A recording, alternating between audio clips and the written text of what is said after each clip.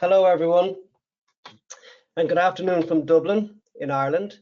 My name is Declan Carolyn, and I am co-chair of ECR Community, and I'm delighted to welcome you to the second webinar in our series of ECR Community webinars on category management yesterday, today, and tomorrow, as we review category management practices around the world.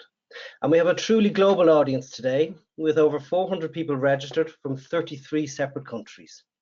The webinar is planned for 75 minutes, including some time for Q&A at the end. So please remember this and do feel free to ask questions using the question function when the time comes, or at any stage during the webinar. For reference, ECR Community is the support group for all ECR national initiatives and relevant associations around the world, as you see here. We have 24 member associations. We are a not-for-profit association focusing on improving collaboration and trading partners between trading partners. So please contact your local ECR if interested in taking part. While today is focused on category management, we have other great initiatives currently taking place in supply chain, on-shelf availability, the circular economy, retail loss, sustainability, food waste, and packaging, for instance. But let's set today's webinar into some context. ECR Community released this review of category management in November 2020, which can be downloaded at the ECR Community website. It's a 200-page review and had a clear objective of building a community platform to help the category management practitioner and the manager deal with the massive speed of change that is impacting the marketplace today. We wanted to give both a historic and a future view on category management methodology, where a retailer or a product manufacturer, and also provide inspiration to all who have an interest in the business of value creation with the consumer and the shopper. We assembled some of the leading global experts in category management and shopper behavior to contribute insight articles. We include groundbreaking reports from ECR community associations, and we focused on current practices around the world with 14 case studies from retailers and suppliers in Asia, Europe, North and South America. All these case studies are presented according to a common template and include background information to allow the reader to put into context the scale and complexity of each initiative from the outset. Ultimately, we were out to show how category management capabilities will continue to deliver maximum competitive advantage. The review ended up being quite a large publication, so we decided we would bring it to life in a series of webinars, which would allow us the opportunity to focus on some of articles and case studies in more detail. We had our first webinar last month with presentations focusing on category management practices in Canada, China, and France, and next month we will have a focus on retailers, including 2 retailers, one in Musgraves in Ireland and Rewe in Germany. But today, we will consider practices in Germany and Italy.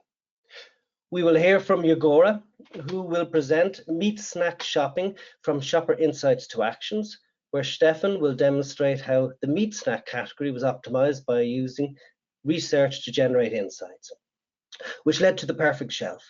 Paolo and Hind from Barilla will bring to life a growth opportunity in the pasta category. Here they will illustrate how knowledge of consumer and shopper needs and a category trend can highlight category growth opportunities for the brand as well as for the whole category. We will see how a category management project can benefit from a superior understanding of global food trends, in this case well-being and pleasure, and how a shopper communication plan can be integrated in the category tactics. And Antonella will present Omnichannel Category Management, moving from product categories to shopper needs and wants categories. Category Management Omnichannel was born as an approach to help retailers and manufacturers to understand the new shopper behaviors and to define the right answer in a more complex environment. Antonella will claim that this could be defined as the second Copernican revolution, where the focus moves from product categories, which was the retailing marketing first Copernican revolution, to shopper and wants categories. And it's a brilliant insight. But before we hear from these practical cases, Learning and education has been a cornerstone of our webinar series, and I'm delighted to welcome back today Dr. Brian Harris and Luc de Millionaire to continue our journey in category management from yesterday to today to tomorrow. So today, Brian and Luc will consider building a consumer shopper integrated segmentation to develop a category vision for the category and the brand. Hi, Brian. Hi, Luc. How are you? Good morning from Los Angeles, Declan. Great you can join us. Hi, Luc. How are you? Good morning. Yes, I'm fine. Good morning to all of you, or good afternoon for those who are in other parts of the world. Looking forward to hearing from you again, gents. Brian, the floor is yours. Thank you, Declan. Welcome everybody. It's so encouraging to hear that we have some 400 people registered, which is more than the last session, which is always good news, from some 30 plus countries. So if there's one thing that confirms, it's pretty obvious that category management is still a hot topic around the world. So we really do appreciate your support and your participation, and thank you for registering for the webinar. As Declan said, we wanted every webinar. Luc and I wanted to share a little bit on the educational side, some of our thoughts and ideas about where category management is headed, what kind of frameworks and concepts do we need to be thinking about as we continue to build on the legacy of category management and continue to position it for success in the future. As I think you all know, category management is now over 30 years in existence. Makes me feel old, but 30 years in existence. So clearly, it clearly has demonstrated its ability to add value to both retailers and manufacturers. But the future, as we know, things continue to change. And any good technique like category management must continue to evolve, develop, adapt to the new situation. So Luc and I have spent a lot of time in the report really thinking about and documenting some of the ideas that we think will shape category management in the next in the next 5 to 10 years. So today we're going to focus on this whole concept of a category vision, because we really believe that one of the keys to successful category management going forward is to drive it off a platform of a growth category vision. And we want to share a few of our ideas with you in terms of what that is, what are the elements of a growth category vision, and then how does that then connect into the development of integrated consumer and shopper marketing plans. And we think that structure and that idea is going to be fundamental for using these techniques going forward in a successful manner. Now, as I've mentioned several times already in these webinars, we structured the report around category management yesterday, today, and tomorrow. And we've always seen category management as a pivotal step in the journey of retail marketing, because it was kind of the launch pad to bring the consumer into retail decision making. Since then, of course, the shopper has really become an integrated piece of that puzzle. And we really believe that when we look forward, 3 key words come to our mind. Integration, the integration of the consumer and the shopper, the integration of consumer marketing and shopper marketing are going to be a key element of the next 5 to 10 years. Innovation, clearly innovation leading to differentiation, category solutions that truly differentiate and innovate the shopping experience is really critical. That's really going to be a major driving force for the companies, retailers, and manufacturers that are successful in the next 5 to 10 years. And then lastly, of course, personalization, the use of tools like artificial intelligence, big databases, etc., to be able to much more personalize how we approach our consumers and our shoppers. Now, the other key concept that we have clearly based a lot of our thinking on is this whole concept of a consumer and shopper journey. This was work that Luke and I did for ECR Europe back in 2011. And the whole idea was to develop a very simple step-by-step way of thinking about how the consumer and shopper are connected. This reminds me a lot of the 8-step process that we developed way back in early category management, because like any concept, it can be complicated, but you need a simple framework for understanding the steps, the way to think about this particular area. So the 8 steps was the initial, was a very simple way to understand how do we manage a category as a business. The consumer and shopper journey plays a similar role because it is a simple step-by-step way of thinking about how the consumer becomes a shopper, goes back to being a consumer, and then what are the key transition points along that journey that we can influence with our through insight-based decision making to manage our categories and our channels and our brands in a more effective way. So this is kind of like the generic framework to think about this whole idea, key concept of the consumer and shopper needing to be integrated. Now the point here and Luke will go on to talk more detail about this, but we have to have a holistic view of the consumer and shopper. Well, category management started focusing on the consumer. In more recent years, we brought the shopper into the equation. But we need to have a segmentation model that is a complete holistic profile of that consumer and shopper and how they make their decisions step by step as they navigate this consumer and shopper journey. So the whole concept of consumer and shopper insights is really designed to give us this starting point of a holistic, integrated view of the consumer and the shopper. So this is a fundamental element of the framework. And we will build upon this and show where this fits into the broader concept of integrated consumer and shopper marketing. Because frankly, that is the future. I mean, we really believe, and in the report we hope we made a strong case for why the next 5 to 10 years, the big opportunity is going to be to integrate consumer and shopper marketing into a seamless, multi-channel platform that cuts across the retail decision-making, integrates it with brand decision-making in a logical, integrated manner.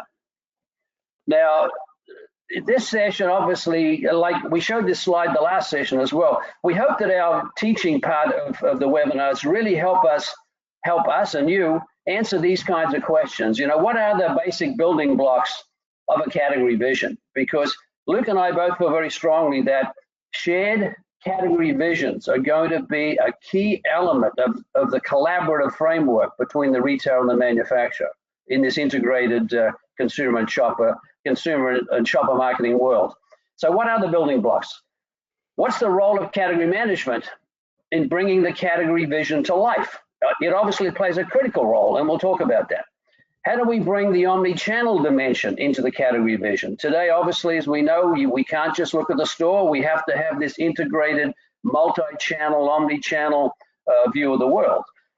What kind of big data solutions help make the category vision come to life in our organizations? What kind of tools do we need to be thinking about investing in to be able to capture and connect the dots, as Luke says, between these elements that drive consumer and shopper behavior? This model you've seen before. Luke and I proposed this as a big picture, so to speak, of thinking about the steps in building joint equity between the retailer and the manufacturer. And that's another key concept. The whole idea of if equity only gets built for one party, it's nowhere near as effective. But the integration of retailer brand equity and manufacturer brand equity in one collaborative model is critical. And this 9 steps, which we won't go through in detail today because we're going to focus on really that first column, the category vision part, which is the driver of the collaborative work that then proceeds in the other steps. So essentially, let me just set the scene for Luke a little bit, because the whole idea here is as I said before, we have to build a holistic picture of the consumer and shopper. We call it the who segmentation. We need to be able to understand who is in a holistic way, because that becomes the segmentation around which then we understand how that segment of shoppers, consumers and shoppers, then navigate through the consumer and shopper journey. What are the value drivers that really drive this behavior from the beginning to the end and allow us then to be able to capture and connect our work to these particular drivers? So, Luke showed you this in the last seminar. I mean, basically what we're trying to do here is connect two things: consumer needs and the shopping experience expectations of different segments of shoppers. So if you look at the left-hand side of this, all this is really telling us is, look, when you really think about consumer needs, they're driven off a couple of fundamental dimensions. One is purchasing power. More versus less. We know that clearly the amount of income a person has to spend has a dramatic impact on what their needs can be. Okay. The other dimension, of course, is really, I guess you'd call it the generation. It's the older generations versus the newer generation. And we know with the arrival of the millennials and up and coming Gen Zs that there are significant differences in terms of traditions, expectations, values between generations. So without going into detail, this is a matrix or a quadrant basically that says, look, within that quadrant, if you take a category, you're able to then say, where does the category fit into these particular needs? How important is the category to people with low income, high income, older generation, newer generation? Because these kinds of simple segmentation approaches then directly connect in on the right-hand side to the kind of shopper experiences. The stores they shop at, the sites they visit, the kind of categories that will drive a particular shopper mission of a particular shopper segment. So obviously lower income, well, we know that price is going to be a much more critical outcome of the shopper experience. However, for those segments that have more disposable income, that are more contemporary in their attitudes and what they're looking for, we know that shopper experience in service, in store and assortment are going to be more important, and therefore, they become the drivers, if you wish, of how then do we construct our category management and our shopper marketing work to be able to connect and deliver these against these shopper needs with these shopper experiences that are going to become critical for the retailer and the manufacturer to dominate the right shopper missions with the right categories or category roles within those shopper missions that then allow both the retailer and the manufacturer to jointly build equity. Okay, and that's the key. So I think with that, Luke, I'll hand over to you to go in a little bit more detail on what we mean by category vision, and more importantly, what are the elements of building a successful category vision. Over to you, my friend. Thank you, Brian, and hello to everyone. First of all, I would like to position here this framework, what we call integrated brand equity collaboration models, because what we see is that category management has, in many cases, by the more leading retailers, has been taken into charge, and the work that manufacturers do, what brand holders do, even private label holders do, connect very much with what the consumer wants and the brands. And in that sense, category management and the 7 steps remain very important. And when we're thinking about the category definition, the role of the category assessment, we'll have to look into this model in terms of what are the windows that we have to put into that assessment. And so category vision is obviously a very important window because it takes the consumer insight and the shopper insight into the future and into how this is going to work into the retail environment, but also how it's going to work for our brand. What are the current strengths, the SWOTs of our brands? What's going to be our brand portfolio management? on the one hand side, and on the other hand side, what kind of innovation do we have to bring into the category with our brand in order to be part of this co-equity building in the marketplace. So the 3 blocks you see is really first, create all the insights and the vision. The second block B is all about how do we bring that to retailer, the assessment of the omnichannels, the national game plan, where to play in order to maximize our growth for our brand, for the category. And third, what is the content of the joint business planning?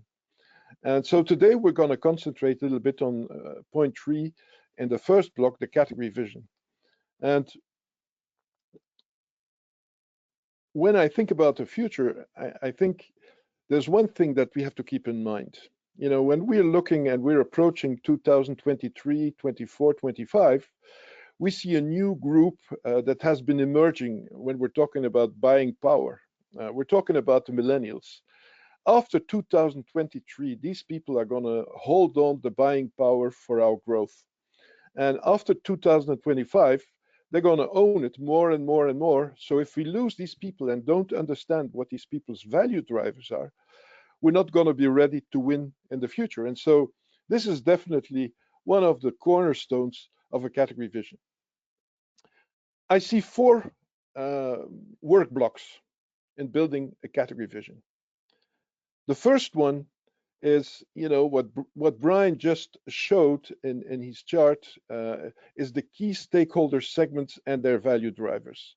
And I'll talk a little bit about that in a second. Very important is that it's quantified. We need to know where's the future buying power, current future generation, up and down market. The second block is about finding the key growth platforms from the consumer. The 5 W's that the consumer has, the who combined with the why they consume in terms of functional needs and aspirational needs, but also where they consume it, what they consume, the cross-category consumption solutions that come into the picture more and more, and when they consume it. And when we're benchmarking this and link it with the volume potential that is there for the future, this is going to be key, is to make choices as to which segments for our brand will be prime prospects connected with key platforms of growth that will make to life in the third block, which is the consumer shopper journey architecture. And the consumer shopper journey architecture is all about the who and the why, which is actually the basis for shopper marketing, the targeting, which shopper marketing connects also with the communication plan and how to work within the store, but also in social media and so on. But is the basis also for building, the key strategy point for our category vision. So shopper marketing, the who and the why connects to when these people say, oh, I'm going to buy it, it becomes a shopping mission, and it gives outlook as to where they're going to buy it. And it can be omnichannel, an omnichannel environment, can be a physical store or just online, depending on what the value drivers of that shopper are connected to that consumer, the consumer shopper segment. To end up with the category management strategies and tactics in the journey. Last but not least, big block is innovation. What is the SWOT of our current brand situation, our current category power to take future growth if we look to the previous 3 blocks? But obviously there is new value drivers, there's new experiences, there's evolution in everything. So we'll have also to see, where is innovation going to be needed for our brand to actually take the future in front of us. And when I look at that, we're in a phase when we build that to do some gold digging. Yes, the gold digging is actually to find these strategic pillars that bring together these consumer shopper segments and the segments that we have in the category, the brands that we have, to ultimately create a vision that brings more consumers, more occasions, more usage, and as a result, more value creation for the retailer and for our brand, more shoppers, more trips, and more spend. And that is obviously these 4 blocks that have to do it. I'm going to come back a little bit to the first block. It's not the easiest one, and it's quite innovative when we look around in, with the outlook of artificial intelligence. very often it's machine learning from shopper behavior, but clearly this is not enough. Yeah, and that's the point that I would like to make in this first block here. The WHO framework that Brian and I mentioned, this consumer shopper holistic segmentation that we're going to build, has to connect different universes. And when we are talking about a collaborative environment with a retailer, we have to stop speaking from Mars to Jupiter. We have to speak the same language. And the languages are this consumer shopper segmentation with their value drivers. But then obviously, when we're talking just our category, it's not enough. We have to open the scope to the higher level. The higher level is total consumption universes in food and drinks, for example, when we're talking to a food and drink retailer. And obviously, these segments connect with economical and financial drivers, people who have good income or low income, who are ambitious in their attitude in life, who are in search of power and control in their life because they want to be efficient, or they are driven more impulsive. Socio-demographic elements like immigrants, older, younger people, children, level of education, rural, non-rural, whether these people are engaged socially or ecologically, and connected with their own health and well-being. These are very high-level value drivers. And as Brian showed in that chart, when we put that in a vision, we then can look to a category, any category. And these categories, the way we look at it, they are consumption experience related. There are functional drivers, there are aspirational drivers, but in each one of those segments that we would find for the category, we will find these bigger drivers that are in the total consumption universe.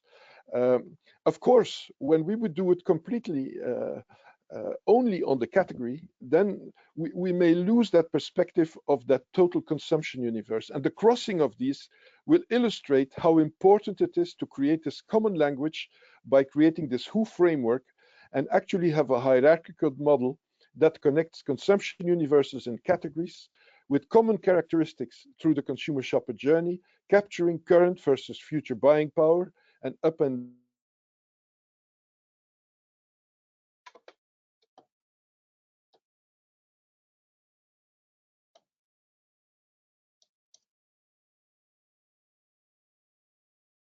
Can you hear me, Luke?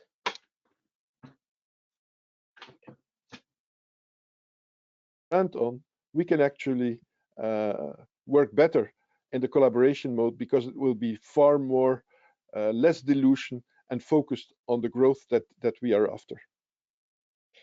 Luke, can you hear me okay? Yes, no, it just froze. Yeah, I think the screen just froze a little bit. Okay, yes. but we're back now. We've about 2 or 3 minutes to go. Thanks. Okay, very good. So when we're looking to connect actually the crossing segments, the who and the why, it's about functional needs and aspirational needs, and we have to do the crossing and find where are the biggest volumes there to build our growth platforms from. High volume in the current and medium volume, but also where innovation is needed, where the needs are still not answered. As a result of that, we can then link it with the what and the when and the where consumed. And that delivers us growth platforms from where we can say, do our brands have these characteristics to win today, where we can build up, or where do we have to change our brand, have to build innovation underneath it to create innovation? The third block is about bringing that into the journey architecture. And the first 2 steps are the who and the why, are the platform for shopper marketing. Then we have the shopping mission. Then we have obviously, the category strategies and tactics in the last 2 steps in the journey. Here we have an example where we're looking at the category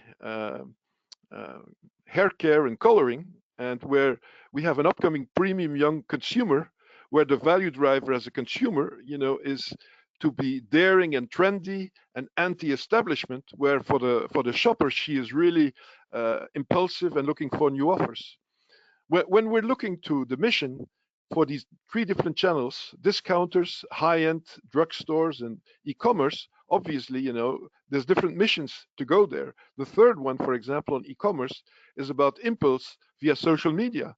And so the role of the categories be different, and the assortment, the promotion, and the service is going to be different. You will have the occasion to look at this more in depth in our book, but also as you will get this presentation to look into what this assortment could be, promo and service. And I think I can hand it over back to my friend Declan as the time forces me to go back to him. Thank you very much. Luke, Brian, thanks so much. And look, in our next webinar, we're going to look at from the retailer's perspective, where I think you're going to look at revealing 3 insights which allow retailers to win at their most important revenue generating shopper missions. So thanks for that, and looking forward to it. Just to set the scene for our current practices in category management, we defined all of our, or we allocated all of the cases in the category management review into 6, I suppose, lists, 6 focus areas. And each, we've divided all of the cases into each of these 6. We're going to look at 2 of them today, redefining categories to reflect new consumption habits, lifestyles, and expectations. So the Barilla presentation that they did with Carrefour is going to fall into this category, where they're rejuvenating the pasta category and the shopper experience across retail stores from 3 different countries, Italy, France, and the UAE. And then also we have Yagora looking at, in the focus area of using more comprehensive multi-source consumer and shopper data sets and analytics. Their presentation that they worked with Jack Link is going to fall somewhat into that category. And then we're going to finish off with Antonella from GS1 ECR Italy looking at Omnichannel Category Management, where they're going to move from product categories to shopper needs and wants categories. But let me welcome today Stefan Schona from Yagora. Stefan, you're more than welcome. Thank you, Declan. Many greetings from Germany, and good afternoon from Frankfurt. Thanks, Stefan. You should have control. Thank you very much for the introduction, Declan. So, as Declan mentioned, my name is Stefan Schöne. I'm Director Data Science and Shopper Research at Yagora, and I'm very happy to present the use case Meat Snack Shopping from Shopper Insights to Actions. Before we go into details regarding the use case, I would like to give you a brief overview about Yagora. We're in the market since 1997, so we have more than 20 years experience, founded by 2 former Ferrero managers. We are more than 60 employees, a colorful mixture of researcher, consultants, data scientists, colleagues who work for the industry and colleagues who work for retail. We conducted over 700 projects with a focus on shopper research and data analytics. And we have 6 offices distributed around the world with a focus on Europe, as well as a headquarter for Southeast Asia in Singapore. And we are proud and happy partner of the GS1 Germany. We support them with a keynote for shopper research during their category management certification. You can see some of our selected customers and retail partners on this slide. We have a proven track in food as well as beverages. We have a growing business in non-food, and we're working with the retail as a partner. That means that we have our own panel consisting of more than 300 stores, and we're using these stores and the data of these stores to optimize certain categories, but we're also working on behalf of the retail. So we analyze loyalty card and scan data of our retail clients to improve the overall total store performance. And Jack Link's Bifi, so that means LSI as the brand owner, is one of these clients, and together with them we conducted the meat snacking project, which I will present later on. We serve our clients in 6 different service areas, and the one we will focus on today is category management and shopper experience. So that's it regarding Yagora. Let's jump directly into the use case. So the category of meat snacks is delivering growth year after year. So on the left side, you can see the growth rate from 2015 until 2019. So the category was growing in the German retail by more than 100 million. But in comparison to the perception or the staging of the category, we can see that it's often underrated in German retail.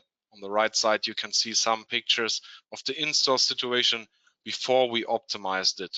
So the regular placement looks a bit messy. We have a placement within certain other subcategories. The secondary placement, I would say it's not very attractive, and the checkout placement, to be quite direct, is not really triggering any impulse purchases if you place your sausages next to lighters, cigarettes and alcohol, and not in a very well maintained way.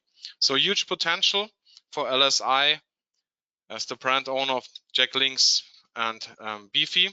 And in the first meeting we had, we defined 4 objectives. As they had no field force and no knowledge about the shopper behavior in Germany so far, our first objective was quite simple, quite basic, I would say. We wanted to generate knowledge about the shopper. More concrete, the second objective, we wanted to define the ideal shelf location. We thought about replacing the whole category closer to snacks. As the name of meatsnacks is already telling you, we wanted to become more snacky. That's why we thought, okay, let's be close to salty snacks. Later on, I will explain why this was actually not a very good idea. The third objective was to identify the ideal placement for second placements, because we wanted to further drive shopper reach and penetration. It's an impulsive category, so it's important to have multiple touch points with the shopper within the in-store journey. And the fourth objective was the definition of an optimized shelf layout. So summing up, we wanted to increase the category's appeal to the shopper at the POS to drive growth. For this, we designed a multi-method, multi-phases research concept. In the first stage, we wanted to develop basic knowledge of the category. So we conducted a national pre-check based on a shopper crowd method, and we collected more than 2,500 pictures from the POS to understand how the category is currently staged at the POS. In the second phase, we conducted several group discussions to understand the category structure from shoppers' point of view. And we also conducted several accompanied shopping trips to understand the driver and the growth lever at the POS, but also the pain points within the in-store journey. Then we quantified all the qualitative results in the second phase, or in the second stage. In phase 3, we conducted an online survey with more than 1,000 snack shoppers. And in the fourth phase, we analyzed scan data in combination with Nielsen data to optimize the product visibility on an SKU level, on the single facing level. And then we verified all the results and all the optimization in a 12-week controlled store test across 2 different major key accounts in Germany. Real-life testing, that means not something theoretically or something virtual. We did it in real stores with real shoppers and analyzed real-life data. So as you can see, we had a quite nice combination of qualitative research as well as quantitative research. In the national pre-check, we got a comprehensive picture of inconsistent product presentation. That means even within the same account and even within the same key account, we saw a different staging of the category. Sometimes you had 4 or 5 shelf layers. Sometimes you had 1 or 2, up to 4 shelf meters for the whole category. The category itself consisted of different kinds of meat, of dry meat, mostly not really with a snack character. Big salamis, which you for sure will not have as a snack on the couch in the evening. So again, we saw huge potential, but we also learned that it's impossible to create one space shelf layout for all the different key accounts. This one size fits all approach does not work anymore today. So in the end, we had to develop something different, which we will see at the end of the presentation. During our qualitative research, we also encountered something quite easy, I would say quite basic, but it had a huge impact on the performance of Bifi. Let's have a look at a real life video from an in-store experience of one shopper. And I will show not the whole video, but at the beginning you can see this young lady is searching for a Bifi product. She nearly has to go down on her knees to find the right products. And the search itself took roughly 6 seconds, which is way too long in today's world where we have only 2 up to 3 seconds to convince the shopper at the shelf. And actually we wanted to accelerate the search process. So what we have done, we optimized the trays. Oh, let's go one back, sorry. We optimized the trays, which you can see on the right side. Quite simple, quite basic, but as I said, huge impact. First of all, we have written the name of the product on the tray. And in addition, if it is necessary, also the kind of meat which the people can expect. And we switched from laying products to stand-up trays, which also increased heavily the visibility of the certain product. And we could, with these basic things, we could accelerate the search process quite a lot. The next question we had, should we place it close to salty snacks? I mean, it's a snack category and we wanted to emphasize the snack character of the Jack Links and Bifi products, as well as of the products from the other competitors in the category. But we got a clear statement from the shopper that they expect the placement of the category close to self-service sausages and sausage meat service counters. I mean, on the one hand side, this is fine. But on the other hand side, we had no opportunity to switch the category, which we all know has from time to time, depending on the category, quite a huge impact on the performance. So we had to optimize at the existing place and at the standard place, which we saw at most POS. What we also learned is that Bifi is actually the anchor brand for meat snacks. So it's a bit like the Tempo for tissues in Germany. That means we should place Bifi on eye level, and we should have quite a broad assortment for Bifi within the category. Even if the people are not interested or would not be interested in buying Bifi, they can encounter the category from far away due to this orange signal color code that Bifi has. So the whole category will actually increase the performance based on a better placement of Bifi. All these insights we combined together, so the pre-check, the group discussions, the shopping trips, the online survey and everything to build the perfect shelf layout. But not a single SKU planogram, just a simple layout scheme which helps everyone to restructure the category without maintaining all these single details which you have when you work with a very detailed planogram. So first of all, we separated between meat snacks and non-meat snacks. Meat snacks are all the products on the left side, and non-meat snacks are the sausages and the bacon and everything else which we have on the right side. We gave the meat snacks a bit more space in the shelf because they have a higher purchase frequency, and we want to avoid that we run out of stock. Therefore, we need a bit more space. We implemented a good, better, best strategy on the shelf layers. That means on the lowest layer, we had the private label with the price entry products. On the second and third layer, we had Bifi and all the other brand products with a broad placement of Bifi to make sure that we really have a good visibility of the visual anchor. And on the top, we had Handel as well as Jack Links, two kind of products which are quite good for hanging placement, and they both have a higher price in comparison to the other products. So we placed them on the top. And in the next section, we conducted a real-life store test, and therefore we also had to rebuild the shelf. And this we did together with the team of Jack Links.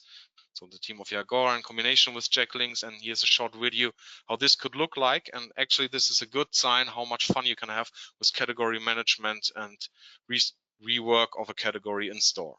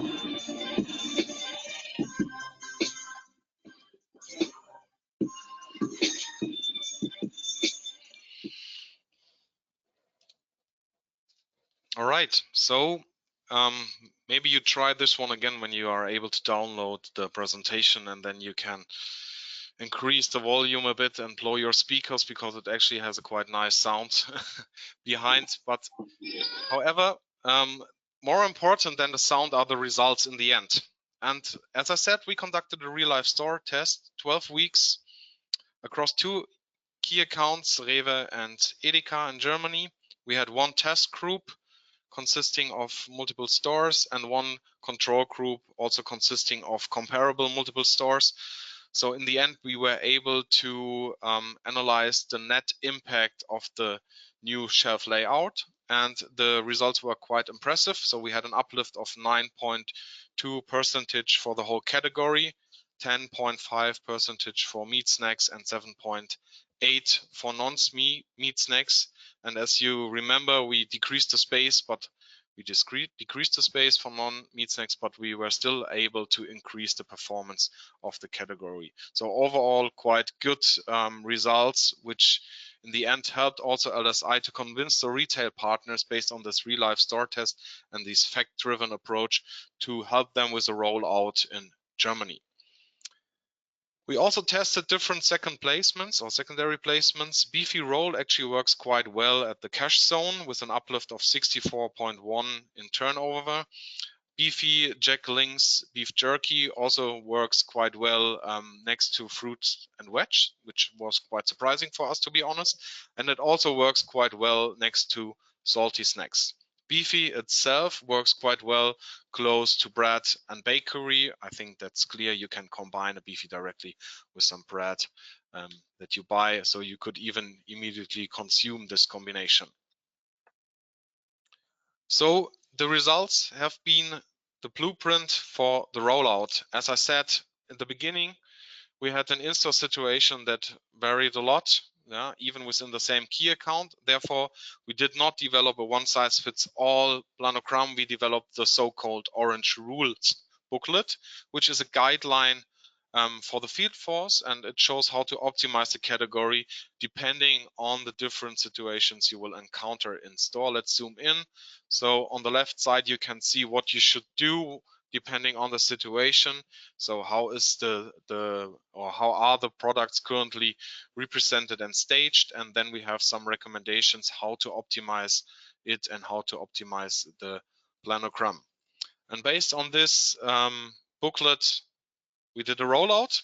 Within a short time frame, we optimized more than 2,000 stores, and the results have been quite comparable to what we have seen in the store test. Also positive for the whole category, for the subcategories meat snacks and non-meat snacks, as well as for Bifi and all the other brands who are visible in the category.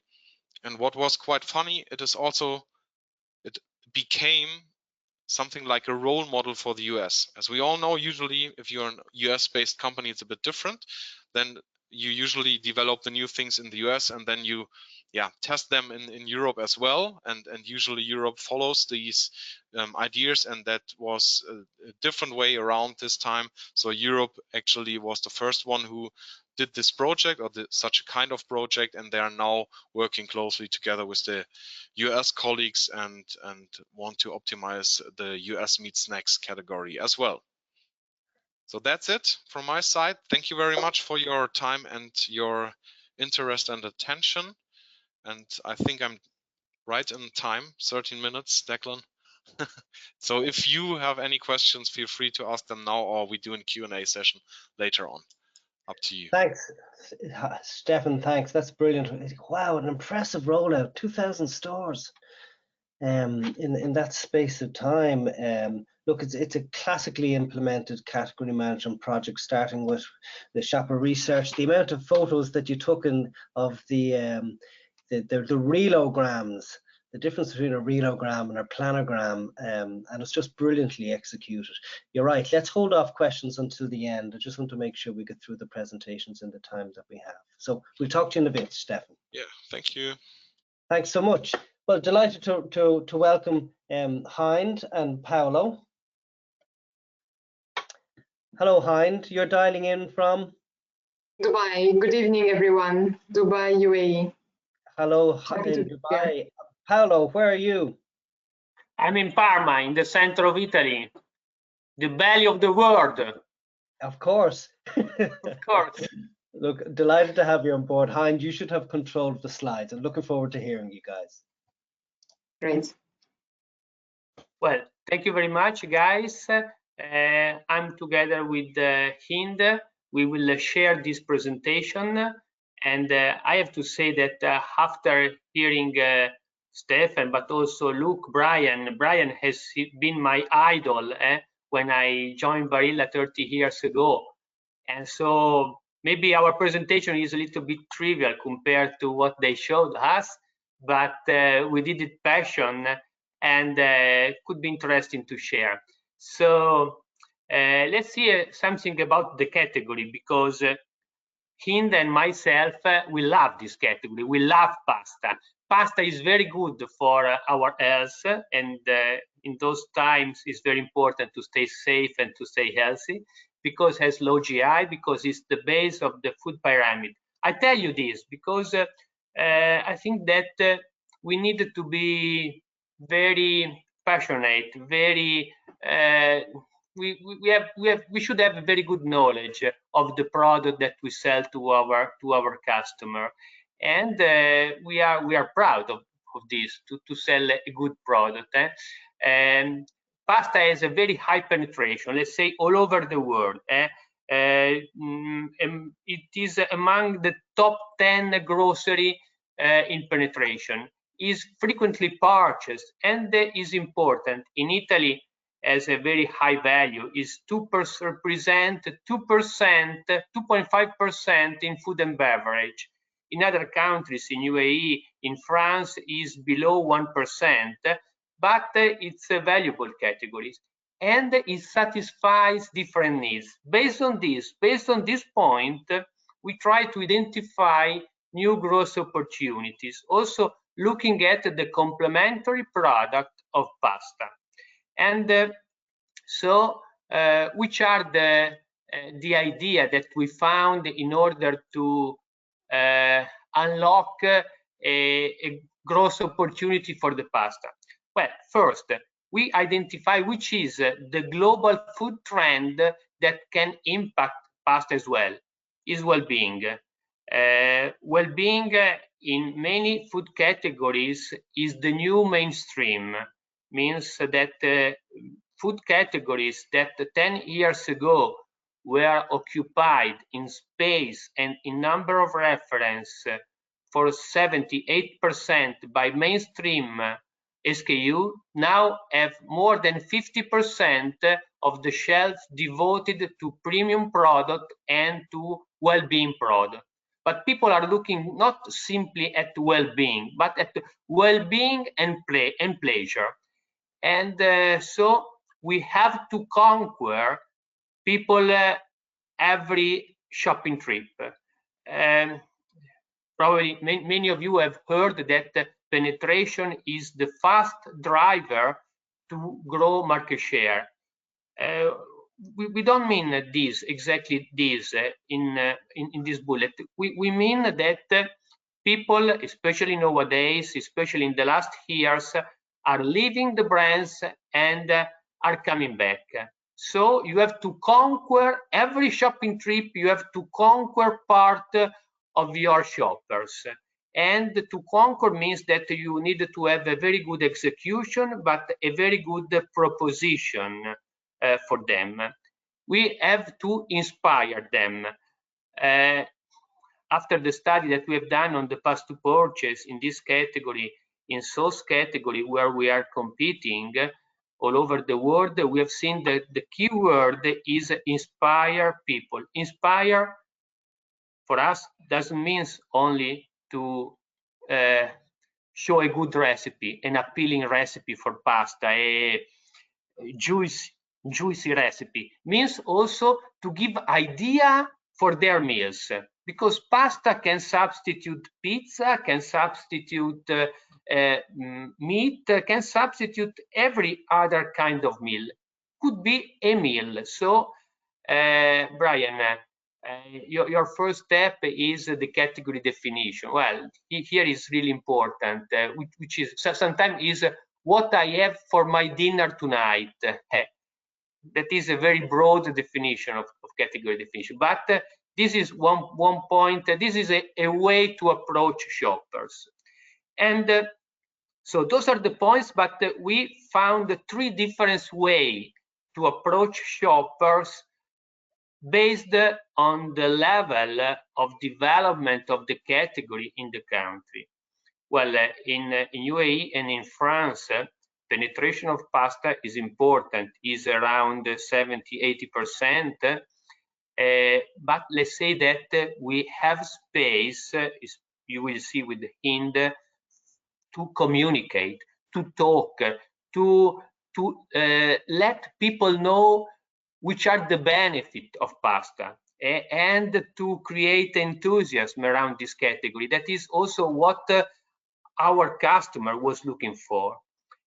In France, they will be more keen to convenience. So our idea was to promote pasta as a solution for the meal. So work together with sauce, work together with condiment, also in UAE, but in France, this was really the focus. And in Italy, well, Italy is the country where pasta was born many centuries ago. And so the culture of people about pasta is very high. What we have to deliver? Hey, we have to deliver quality, and in order to do this, we change the design of the product or the individual shape, and we change also ingredient. We develop a kind of pasta for Italy that is done only with the durum wheat that is coming from Italy, because people are looking for durum wheat origin in pasta. In this way, we renew not just our brand, but bring a new blood to the whole category.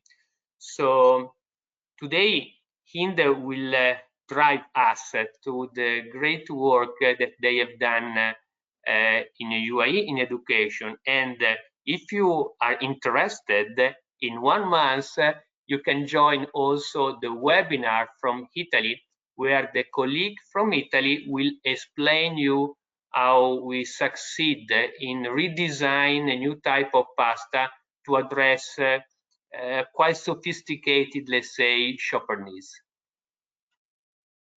Very much, Paolo. Thank you, Declan, for the invitation as well. So my name is Hind. I'm the sales manager for Middle East countries, and today I'm very happy to take you through the nice journey of the category management in UAE that we did with Carrefour. So first of all, why did we decide to run this project?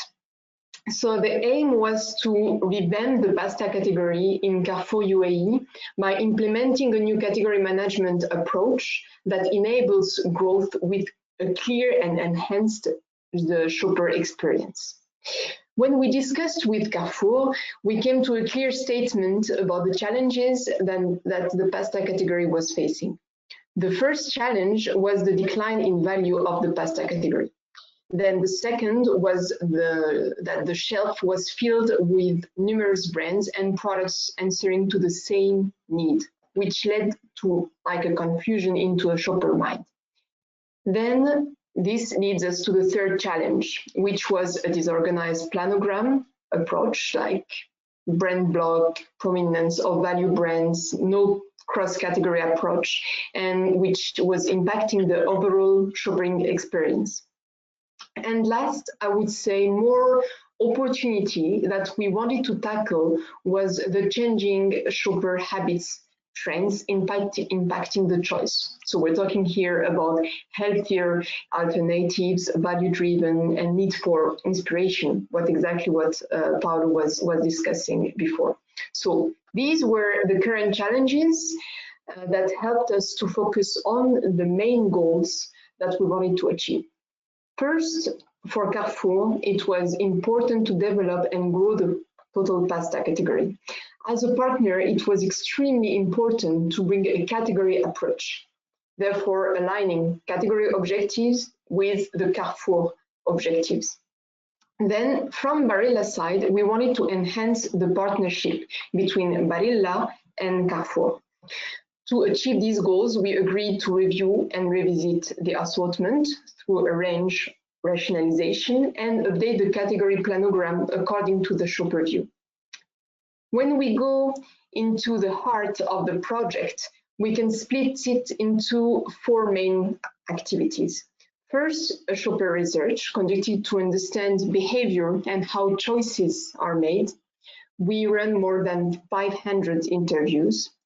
After gathering numerous insights extremely relevant for our study and decisions when it comes to assortment and planogram, we worked in collaboration with Nielsen, Spaceman, and Carrefour to propose an optimized assortment and a planogram based on the decision tree. Then the next step was to work with the local agency on messaging that drives gastronomy, Italianity, and shapes inspiration and education. And then the last step was to present, let's say, officially the full concept to Carrefour management for build. The final sign-off was into August 2018. So we started in 4 top hypermarkets, and then we deployed in the 10 top hypermarkets in UAE. Once the deep work on assortment and planogram has been finalized, we started to focus on the touch points involved mainly in store and how to translate the insights, the trends, and messages into in-store communication tools. So we developed category headers with clear segmentation, premium, specialty, everyday use, as well dividers with the shapes and recipe inspiration with English and Arabic text, product glorifiers in each segment, and chef strips as well in English and in Arabic to communicate on the product role or, let's say, the benefit. So the goal of the category management in pasta and sauces was to increase the appeal for Carrefour and mostly importantly for the shopper. We propose a solution which will help the shopper to identify more clearly the segment and understand the benefit of each type of pasta. As Carrefour wanted us to focus on developing the value of the category, we proposed to start the segmentation with high-value pasta and the specialties. We wanted as well to bring more sense and convenience to the shopper when it comes to the act of purchasing pasta. That's why we propose to include the pasta sauces in the middle of the pasta category. This idea was relevant and very convenient for the shopper as it is a meal solution. So basically when you cook pasta, you cook it with the sauce and you have your meal ready. You don't need anything else. And that was exactly what was looking the shopper and saving more time, because we realized that it took for the shopper, when we did the study, 1.25 minutes in front of the pasta shelf to take a decision about buying a pack of pasta. So it was relevant for the shopper, but as well for the retailer, as sauces are higher value than the pasta, which helped to drive them the value. We proposed as well to increase the shelf space and assortment for the healthy and well-being segment in order to be proactive on these new trends. It was a bet, and this bet had brought us great results. So now I would like to take you virtually to the first store we implemented in UAE back in 2018, so you will be able to have a better vision of the implementation.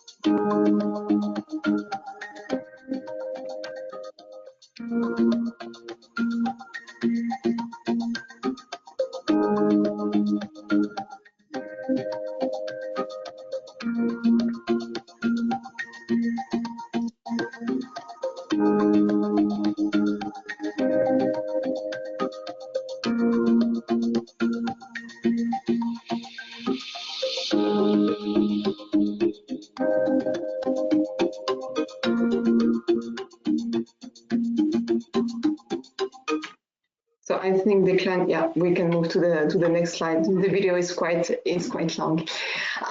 So most important slide, what were the results? We split them into the soft measures and the hard measures. So the Catman approach led to a clear segmentation of the pasta category, and this was the target, right? Sauces inclusion in the pasta category is emphasizing meal solution, which is bringing a convenient solution for the shopper and the retailer when it comes to value growth. The new planogram approach is working on hypermarket, respecting the decision tree.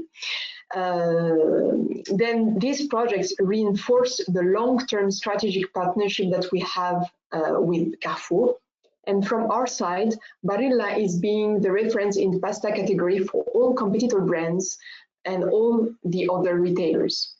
And then the last success that we had was that the other retailers in the country and in the region are interested now in applying the same concept in partnership with Barilla. Now, when it comes to the hard measures, the overall category grew by 4% in 2019. Remember, it was declining by 10% in the beginning. The sauces value sales were up by 10%.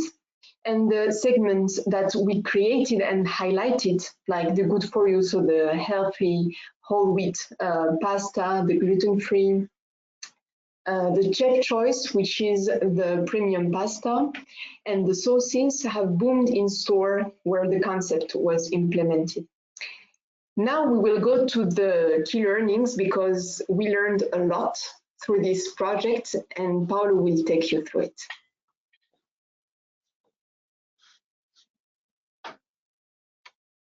Learnings are coming both from UAE, but also from France, from Italy, and in all the three situations, the three environment, we discovered that underline the novelty is important because consumers, shoppers are looking for novelty.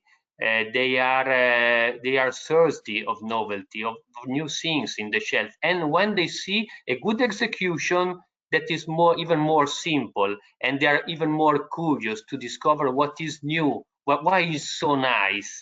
And so having a nice displays, having a good segmentation helps a lot in showing the new product, the new segment that we have introduced, mainly in the better for you area. Then the other point that we discovered is related to the shopping experience. We knew that the category is like a leaky bucket. People are buying the category, are buying the brand, that are leaving the brand, are buying another brand that you have to conquer again. But during this process means that the category is more a repertoire category than a loyal category. And therefore, the consideration that people have towards the brands can increase, can be nourished every time also with execution. A good execution is not simply converting buyers, shoppers into buyers, but is also increasing the equity of the brand in the eye of the shoppers, and can be able, a good execution, to let fall the brands in the basket, even if was not planned in advance. That is not simple, was not so well known in the previous year and before the recent studies that we have done.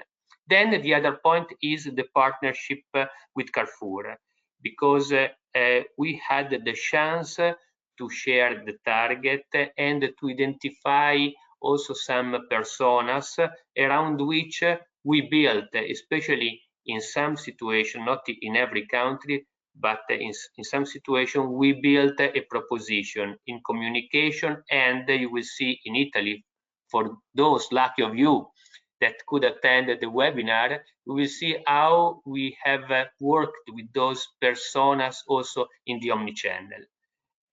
Because the growth opportunity has to be acted not just in store, but we have been working a lot before reaching the store. Here we are, Declan. Hind and Paolo, thanks so much for sharing your story with us. With such an iconic brand as Barilla. It was like a store takeover of that Carrefour in UAE. It looked fantastic, and I think you'd have a fan in Luke when you talk about increasing the brand equity. Luke talks about all of the time. Thank you very much, Declan. Lovely to hear that back from example. I'm going to move on to Antonella, and perhaps after Antonella's presentation, we can catch up just for a couple of questions and answers, if that is possible. Hello, Antonella. How are you? Hi. Nice to meet you. Very well, thank you. Lovely to have you with us, Antonella. Over to you. Okay. Good evening to everyone, or good morning to whom are on the other side of the world. The project that I'm going to present you is a project that is run in GS1 Italy, ECR Italy. And it started from a provocative question made by the managers. Is Catman still useful in an omnichannel environment? And with the growing expectation, as also Barilla's shown, from the consumers. The answer was that yes, the Catman is still, excuse me, okay. The Catman is still the approach that is very useful for consumer goods company to approach the market and to approach the consumers and shopper needs. The key point that they have to change in their approach is don't start from product category, but start from shopper needs and wants categories. Companies has to deep understand the consumers and the shoppers and deliver values through the all touch points, the new touch points, offline and online, that currently consumer in which consumer live. The full process it should be a loop in which the three actors, consumers and shoppers, retailers and manufacturers, interact on the full shopper journey seamless. The starting point is the shopper insight. The companies has to discover where their shoppers live, both in a digital and physical world. They should be very accessible to the and using the friendly technologies. They made themselves recognizable, inquiring and listening the consumers through the different channels. They must be proactive in personalizing the products and also the contents that they deliver to the consumers and shoppers at the right time, at the right place. They need to experiment, monitor, and stay consistent in this personalization, because the objective has to be deliver unforgettable omnichannel experience to their consumers. What is the complexity? That consumers that consumers and shoppers adopt a personalized shopper journey. In each step of this journey, each target of shoppers deliver a different way of approaching to channels and also to be sensitive to the messages that companies can deliver through these channels. So, to understand and map this journey and understand for each target of shoppers what is the right way to contact and then to deliver offer, the company has to work together better to map step by step the shopper journey and identify for each step omnichannel KPIs dedicated to better and deeply understand the consumer and the shopper. This better understanding and this deep knowledge can help the companies to develop action plan based on differentiated levers directly for each target, differentiated for each target due to the levers identified in the analysis that we have defined in deeply insight that we designed before. And also, this is necessary to be run in terms of declination of the retail mix. Working on whole of the levers, assortment, pricing, merchandising, promotion, communication, and services, companies has to start from offline management of this level and then enlarge to online approach and then verify the coherency of this one along in an omnichannel point of view, on an omnichannel point of view. The key lever in this approach is the communication, because the integration of communication plan and the customization of it request not only to personalize and tailor the communication to support the promotion activities, but also the personalization and the tailoring of communication of the content marketing per shopper journey step and also per different channels. So they have to adequate language and messages to different channels, to different target in different shopper journey step. The implementation must be based on quick win and trial and error approach. Why? Because in this way, the company can achieve benefits, can build experience, and can start to approach complexity and to overcome the barriers. To do this, Just One Italy has developed some supporting tools that help company to share data and to manage data, boosting on new technologies. In the meantime, they have developed an academy in which they help managers to grow their competencies on these issues. When the companies work well on this approach, the shoppers rewards company. Now I show a case in which we analyzed the consumer and shoppers' behaviors, starting from the analysis of their behaviors when they bought only in single channels, hypermarket or supermarket or convenience. Then we analyzed how they react when they pass from single channel to multi-channel, and you can see that they double up their share of wallet invested in this spend in this retailer. And then we analyzed what happened when they approach also the online the online market, and in an omni-channel approach, completely full omni-channel approach. And we see that the share of wallets spent to this through this retailer growth 40%, an additional 40%.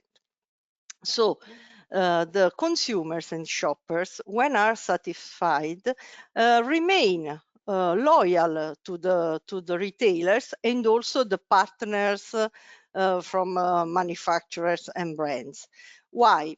Because the researchers has shown that when a client starts to approach the online market, they prefer to use the same banner, the same retailer that usually use in a physical market, because there is already a trust versus this banner and also versus the brands. So if the retailer and the partners are able to satisfy the shoppers, they remain loyal and they reward with the numbers that we have shown. If we consider this on a huge point of view, considering the shopper base of a retailer and the lifetime value of this base, approaching with the omni-channel category management, this base in the medium time starts to move on the right side of the video, as you can see. And what happens? It happens that the area of total loyal client grows significantly. The average loyalty of the shopper base grow, and so also the lifetime value of a full shopper base. And the cherry pickers area, that are clients with a less value for the retailer, reduce significantly. Completely different is the situation if you focus as company more on tactics and promotions. You grow in the short time apparently the loyalty, but in the medium time what happens is that the cherry picker area grows significantly more than the loyal client area. So this approach open new areas of collaboration between retailers and manufacturers. Added value areas. The first point is that they have to work together on all the steps of the shopper journey. They have to focus on the behaviors in any of the shopper behavior, each step by step. And what are the potential areas of working together? The first one is jointly conduct shopper insight, merging or sharing competencies and knowledge that they have from consumer and shopper side, and also on boosting on the new technologies that now give the opportunity to the company to analyze core target per channel, and also in a very segmented way, arriving also to single client. The second area is develop a jointly integrated category plan. Focus on this core shopper target identified, just to answer in the best way to their expectation. Delivering, as I told at the beginning, the unique experience at omnichannel in the omnichannel environment. The third area in which they can work together and build together knowledge is the KPIs and scorecard areas. because this new way of approaching to consumer and shopper needs a different and innovative way of monitoring the result of the implementation, just to build knowledge again, to boost initiative and to deliver added value also with additional initiatives. Okay, that's all for me. And if you want to further insight, please download the publication, both the publication, the community one and also the Italian one. Thanks a lot. Antonella, thanks so much. That was brilliant and really fascinating to look at the long-term impact of moving to focusing on omni-channel and your loyal customers there, as against going to the short-term effects and concentrating on promotions and the hit that that'll give you. Does that come back once again to what Luke would say about focus on your brand equity? I think it does, doesn't it? Yes.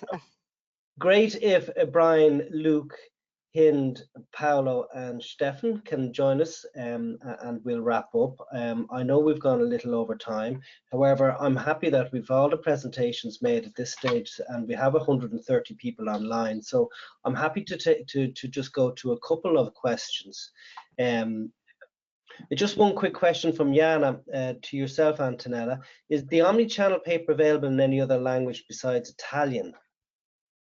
No, at the moment it is in Italian, and they can find a short version, a synthesis in our international publication.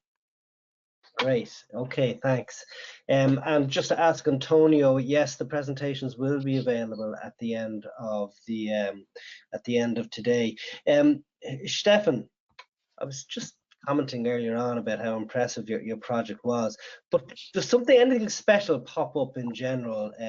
Anything that you say was extremely special from what you did? I would say one part that was really popping out was the results from the store test. I mean, in shopper research, we have the tendency to generate many insights based on observation, data analysis. But when it comes to testing the effects, sometimes you stop with doing it online. And that's it. When you do it real life, you have hard facts you can use later on to convince the retail. And the feedback that we got from LSI was that especially the German retailers and the category managers from retail part were quite impressed by the real life figures. So I think real life testing is something that is still a very important part. And what else is important, I think, depending on the category, it's sometimes more than enough to fix the basics. As you have seen with meat snacks, of course, everything else what comes later on, like developing channel specific strategies and everything is the future, are the next steps, but they should start with the basics. And I think a lot of those basics, when you look at a product which is small in size, such as the meat stacks, I think a lot of the principles are going to apply to other product categories with small sized products in terms of the merchandising and the cross merchandising that you discovered in store. Paolo and Hind, so Barilla, you're not category leader in every country, are you? Yet you seem to, you know, how come you're getting into these positions where you're advising so many retailers? Well, I can try then maybe Hind. Yes, we are not, but we will be. We are we are a global market leader in pasta. Our share is about 21%. But for instance, in France, we are not. We are not. And but I remember one point that Brian said when I was learning about Catman, that. And I firmly believe, because I see that our customers are recognizing this to Barilla, that you have not to be leader in shares or in volume. You have to be leader in thought.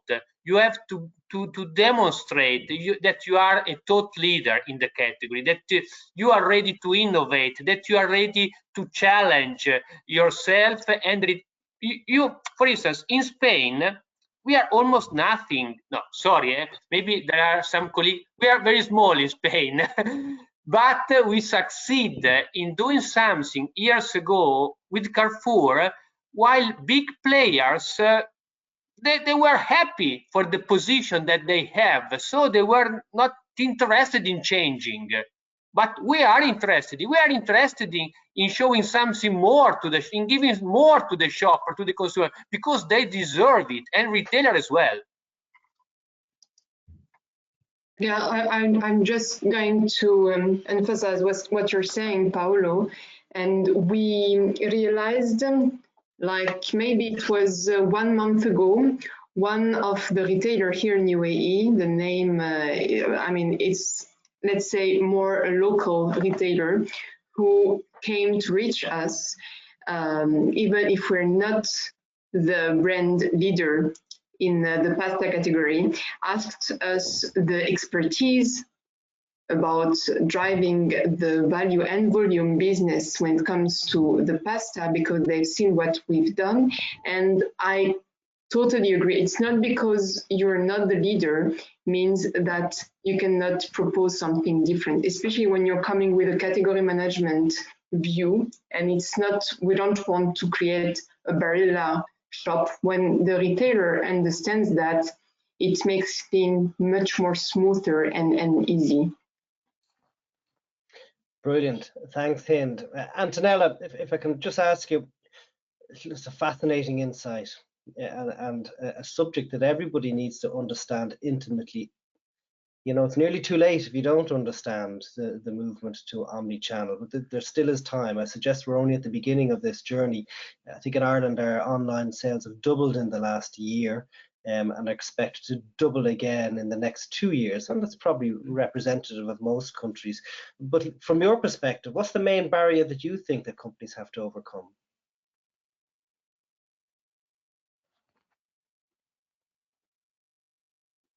The main barrier is just the culture, because the company has to overcome the barrier that there is among managers generation, and also the barrier among the companies, both retailers and manufacturers.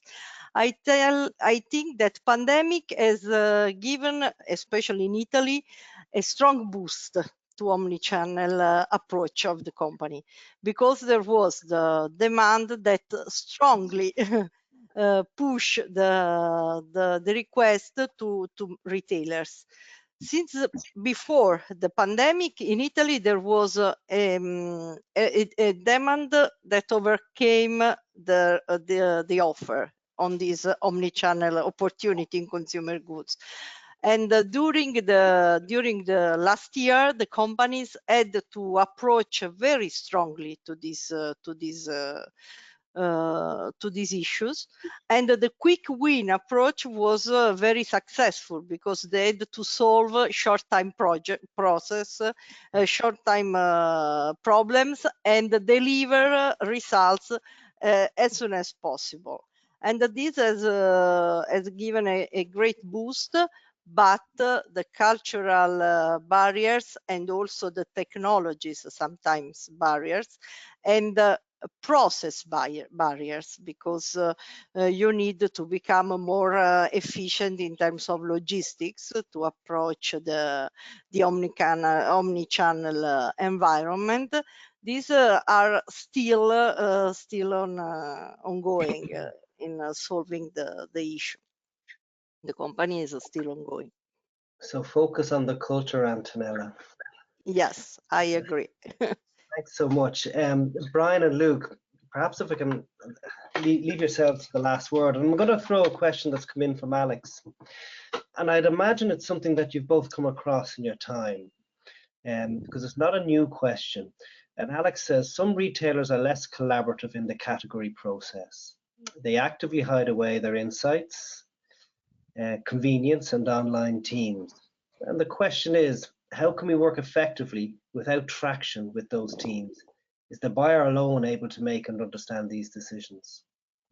So it's a difficult question. Perhaps when the difficulty for retailers is they've so many suppliers, where suppliers have far less retailers, and it's often difficult for the retailer to give equal focus to the supplier. Sometimes it's the supplier backwards.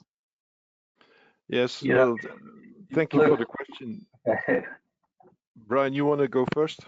Well, yeah, just a couple of quick comments. I think that, small steps clearly are how you begin to address this. I mean, my experience, there's two things that any retailer, regardless of how non-collaborative or whatever they are, there's two things that keep them awake at night, okay?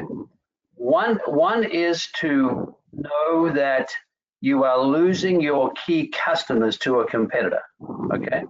That'll keep a retailer at night, keep a retailer awake. So anytime that you can begin to demonstrate that you are losing your franchise slowly but surely in certain categories to a competitor that you respect and need to consider, that over time begins to chip away. Now, it's not going to be an overnight flip of the coin, but my experience is that if those messages can start to be delivered to a retailer, over time you begin to change the mindset. The second question is, anytime you can show a retailer that their core customers they're eroding the franchise of their best customers, okay? Because remember, as Luke always says, 20% of customers or 25% of customers for every retailer generate 80% of sales.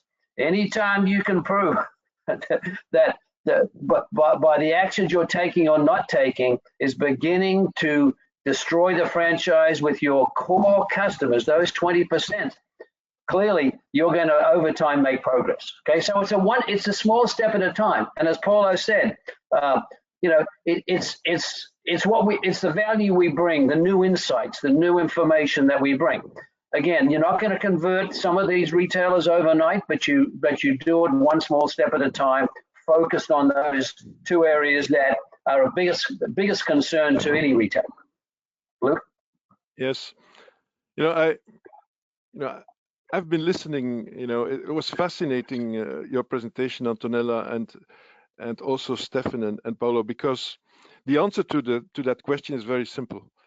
I'd prefer to go to a retailer that has done the work with a manufacturer like Paolo, Stefan, because they have brought consumer knowledge from the category to help build differentiation as a retailer for the 20% of shoppers that are what you call the top loyals in Antonella's presentation. And the whole thing in omnichannel, but also in what the consumer brings, is of so much value in this whole differentiation game, is that a retailer who locks himself up in his own shopper data will never have the inspiration to come with important categories that attract consumers that are normally loyal to them, but cannot find their aspiration, their new value drivers in that category. And this is actually the whole importance of collaboration, and that's also why this consumer shopper integrated model, where differentiation of categories has to be built in the category assessment and the role of the category. And I think it was best shown by the passion that Paolo showed in his category. You can, as a retailer, not be passionate in 200 categories. You have to understand the role of these categories, and you have to understand who is the expert in these categories. And then you have to create an omnichannel environment. And that is such a complex, Brian always talks about the barbecue of the elephant. You have to start with the tail or the end. What we tried to bring in our educational part was this co-equity building, the work of the retailer, the work of the manufacturer, the category vision, the omni-channel approach, the middle part, where to play. Yes, and I'm really, impressed, Antonella, with the way, once again, I remember we did collaborative CRM back in 2006 or something. You are such a brilliant person to bring that to life in concept, And I think every one of you here, Stefan showed how important implementation in the store is. You know, it was really, I cannot imagine that a retailer who locks himself up in his own data can be successful in the future, frankly. I cannot believe it. And the barriers that Antonella brought up, they are very correct. But, you know, we're coming with a new generation of managers that is part of that new generation of consumers also. Yes, and they understand how important it is to work with differentiated category propositions, new value drivers, new category solutions, cross-category solutions. And that was the reason why I think Declan launched all this work, you know, to make people aware that, you know, the models of the past still work when we're talking the 7 steps, but the content of it has drastically changed. And I think if we have, as long as we have people, you know, like Hint and Stefan, young generation, because Paolo and Antonella and Brian, you know, and myself, I'm not going to mention our age, but you know, we're starting to be old school, but we're still sharp, you know. And Hint and Stefan, we count on you to bring that new life, you know, in the differentiation. And I think we can help from our learnings from the past in that. So yes, retailers, they will change, believe me. I'm very impressed by the growth that omnichannel can bring, and also the loyalty. You know, for years we were fighting these crazy promotions, and now we see that there is, with the new insight models that we have in an omnichannel environment, that we can achieve what we always dreamt. And I think this is a good conclusion. Luke, thanks so much. I think it's an appropriate question on retailers, because they are the focus of our next webinar on the 16th of March, which, as everyone knows, is the day before St. Patrick's Day. And we will have Reve, Hofbrauer will present a case from Reve in Germany and Coca-Cola. Paul Corcoran will present a case from Musgrave Retail Partners in Ireland, and Birgit from ECR Germany will present. And in the next installment of our education process, Brian and Luke will talk to us about 3 insights which allow retailers to win the most important revenue generating shopper missions. The key outputs from category management plans that provide the direction for working collaboratively to produce differentiating joint business plans. Ladies and gentlemen, I really enjoyed today. I want to thank Hind, Antonella, Stefan, Paolo, Brian and Luke. And you know, I know we all love this. We're all very passionate about category management and retailing. We could talk for a long time yet. But I think at this stage we better call it a day. So thanks everyone for joining us today, and look forward to seeing you on the eve of St. Patrick's Day on March the 6th. Get the beer ready. Wonderful to see you all and to have a chance to work together. So great. And Paulo, you have a wonderful memory, my friend. I'm impressed. Thank you, Declan. Thanks, everybody. Thanks. Thanks, everyone. Thank you. Bye, guys. Bye. Ciao. Bye. Bye.